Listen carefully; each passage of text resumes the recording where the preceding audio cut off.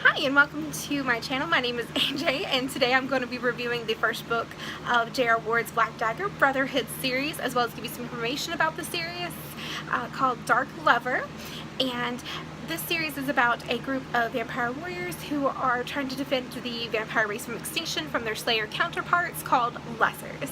Now, these group of vampires for this series is completely different from, say, the Southern vampires from Anne Rice, and also from, say, like True Blood series from Charlaine Harris.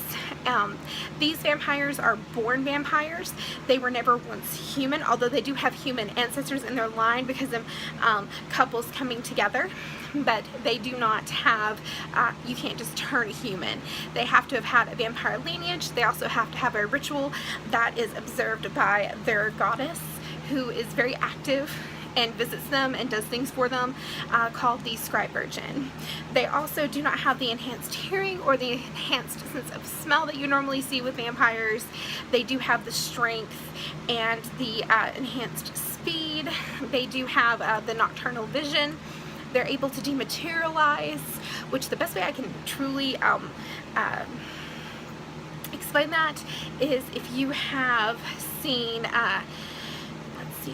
Once Upon a Time, and I know this is not a vampire series, but how Regina and all the other sorcerers and sorceresses dematerialize away in a puff of smoke is how they dematerialize. And they do not have, they have the ability to reproduce, but they don't reproduce a lot because one, they have to go through the transitioning period, which is from infancy to 25, successfully transition through feeding off the opposite sex for the first time, and then 5 years after that they actually go through the needing, which is the period of which they can get pregnant, and then after that it is every decade. Hi Remy! Over there. But they have the ability to get pregnant, but where they've been intermingling with humans, that has dropped their ability to reproduce a lot of children because the genes just dilute it further and prevent it from happening.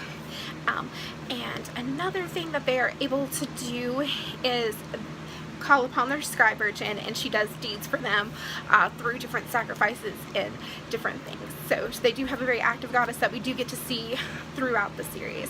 She is also called the Mother of the Race, or All Mother. So that is about the Scribe Virgin. A little detail about her.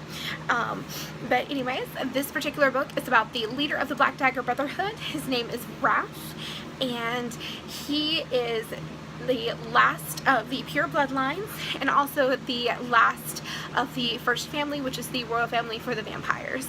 Now, the vampire race has three types of people. They have the warriors, they have the nobility and royalty, and then they have their common folk. And their royalty is not the royalty, but the royalty slash noble races, like noble families, are part of what is called the Glimera. And so that's a term that happens to come up in the book quite a bit, considering Wrath's history, which I'm not going to spoil because I definitely want you to read the book.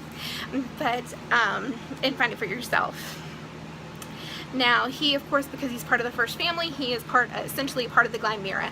He is not actively a part of the Glimera in the book. He is strictly warrior mode, despite the fact that one of his cons about him is that he is he's almost completely blind. Like, he's 80% blind. He relies on his other senses to fight, and he's very good at it. He's been blind since his transition, and like essentially blind since his transition. And in this particular book, excuse me, is that his friend Darius, and also a fellow brother from the Brotherhood, asks him to please help his last daughter, who he's had with a human, to go through her transitioning, because he believes that she might actually go through the transitioning, and he wants her to be able to survive it because he's lost a lot of children over the years that he has been alive, to the fact that the lines are so diluted and he couldn't find someone to help them properly, and they died during the transition. And if the blood isn't good, or not good, but it isn't strong enough with a good strong lineage, you are more likely to die with transitioning. So you really need pure blood to do that, and his pure blood wraths would more than likely keep her surviving the transition. And so unfortunately what happens, spoiler alert, is that Darius dies and Wrath feels an obligation to help his daughter. And so his daughter's name is Beth. She is a beat cop for the CCJ, and the CCJ is the Caldwell Courier Journal, which is a newspaper for Caldwell, New York, which is where the series is set in. It has a very New York-y vibe, which makes sense because it's like the back door to New York. But she has no idea that she is even this is going on, this is happening to her. She just kind of feels like she's in a slump because she's getting ready to go into transitioning, and that's very normal for females. They're kind of like down, they don't really have a sex drive, they're just really meh kind of thing. So she doesn't know what's going on until she is confronted with Wrath, and they in their journey to her transitioning and going through the storylines of the story. Now, the main antagonist of this book is Mr. X. He's of course, he's a lesser, and he's a very good lesser. We find out that he is in fact the lesser that killed Darius, and we find his history, and he kills his father, and he's just a very dark, very sociopathic, psychotic character. And I really liked him. He was really rounded, very well done. Along with looking back over to the other side, Wrath was very well done, and so was Beth. And I love how Ward was able to have his point of view, which is being Wrath's, then hers, and then Mr. X's.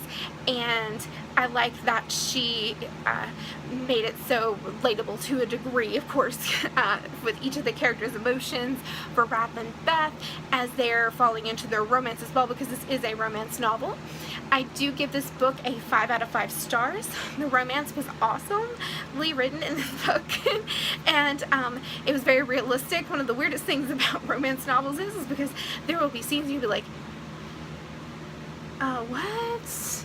But this one did not have it, of course.